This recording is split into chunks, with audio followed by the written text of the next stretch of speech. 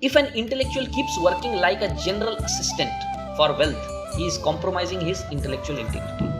আমি যে কোনো জায়গায় ঢুকে বসে কাজ করে যাচ্ছি যেই ক্যারেক্টারটা আমার নয়, তাহলে আসলে আমি আমার কোনো একটা অরিজিনাল ক্যারেক্টারকে চেপে ধরে বসে আছি, পরে ওটা ফেটে যায় কিন্তু মন থেকে। ওই ক্ষোভটা অনেক বেশি থাকে। আজকের যুগে কিন্তু যেই চাপটা যখন ফাটে সে উৎপাত করে, আইদার নিজের সাথে নালে আর কারোর সাথে। So this is what is the problem in our life, that we try to see the best by others perspective. আমাদের সমস্যা কি?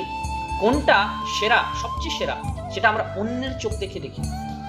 And we forget that we have our own nature also. हम भूल जाते हैं कि हमारा भी तो एक नेचर है, उस नेचर के हिसाब से क्या बेस्ट है वो करना चाहिए। So what was the point? The best is not as important as the best for you. So maybe ऐसा हो सकता है, এরকম হতে পারে যে 10 জন আছে আপনার কাছে, 10 জনের জন্য সেই জিনিসটা best, for 10 persons that is best, but for you it is not. So that is what you need to find out.